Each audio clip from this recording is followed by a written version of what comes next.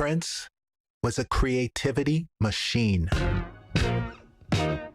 He might be the most prolific musician that ever lived. And even though you may never reach even a fraction of his output in your own lifetime, here are 6 lessons that you can extract from his creative process that will give you an edge over everyone else. Lesson number 1, work fast. Back in those days, people didn't make albums on computers. You had to rent a studio for a few $100s a day if you wanted to record music. And the studio came with an engineer.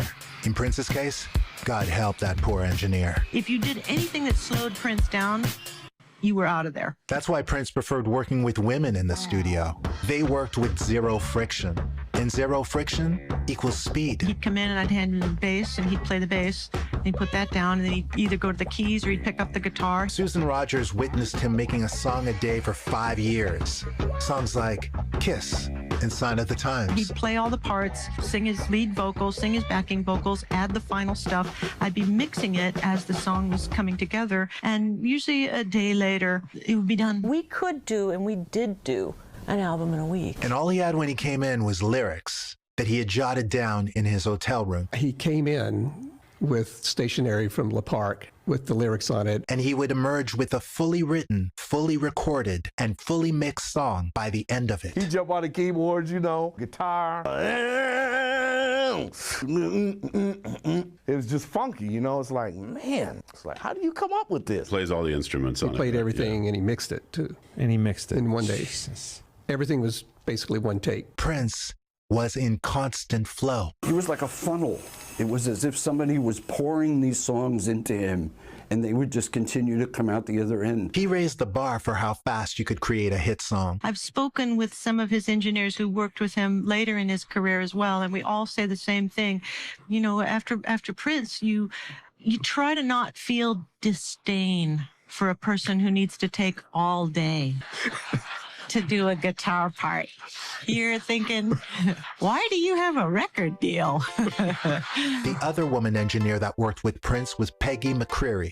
She did Controversy, 1999, and Purple Rain. I mean, we did a song all in one day. A finisher. Peggy McCreary was right there in the room when Prince recorded the biggest song of 1984, the biggest song of his career, in only 2 days. You know, like we cut When Doves Cry, just the 2 of us. It was nice to watch that process. He usually started with a drum track, and he did with that one, and then he started building raging guitar and the raging synths and everything.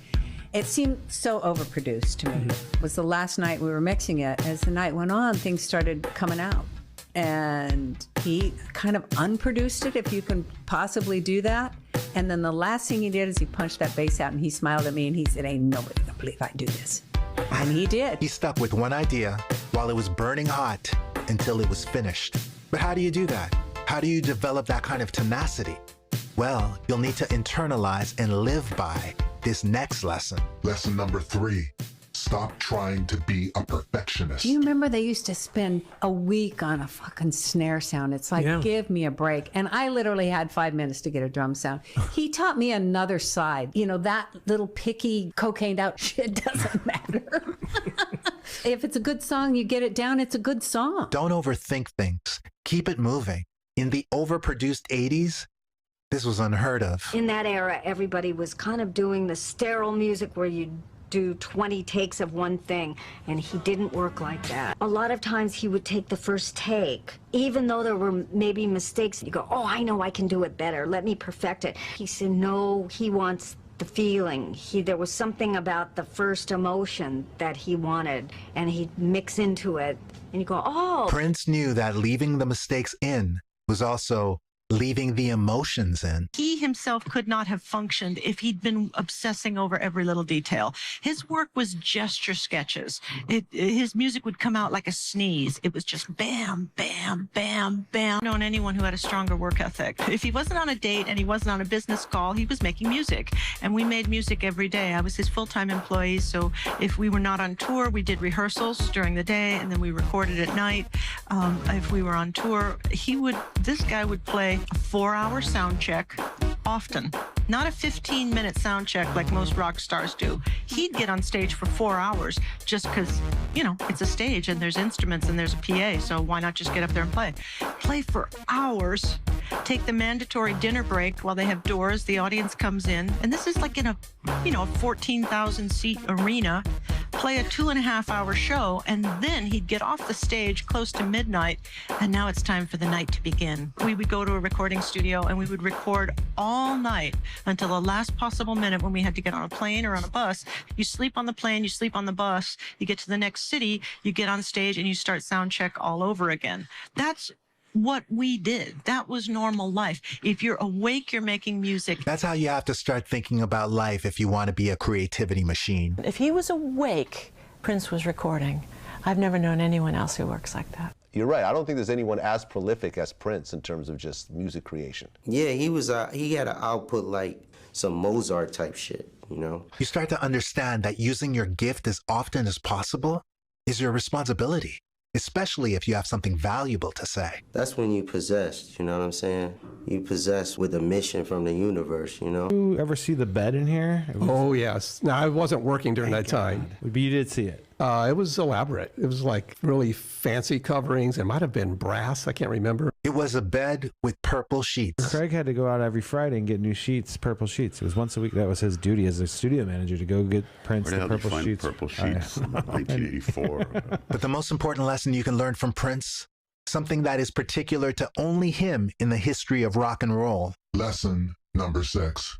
Develop vault mentality. Prince didn't look at his day like he was recording a song, or even like he was recording an album. Prince looked at his day like he was crafting his legacy. And that's why as soon as he built his own recording studio, he also built the vault. I started the vault. One of the things I realized would be smart for me to do would be to get all his tapes together in one place. My goal was, I want us to have everything he's ever recorded right here. If we're going to have a vault, let's have a vault. Because if we get a tornado, if we get a flood, this is his legacy. We need to protect these things. What does the vault look like? It's just this room in the building that just has like veils and whatnot. And then there's the door with the combination lock. But this wasn't a vault of sketches of ideas or just loops. This was a vault of fully mixed songs and full albums that have yet to see the light of day. When you say the word vault, it's really a vault of treasure. I mean, it's like the Beatles stuff. This stuff is incredible on every level with all different type of artists. You see the amount of recordings he has in his vault, it doesn't even make sense. You would think somebody's lived like 300 years and was recording 5 songs a day. Frequently, he would have very, very excellent songs that for whatever reason didn't fit the concept he had in mind for a given album.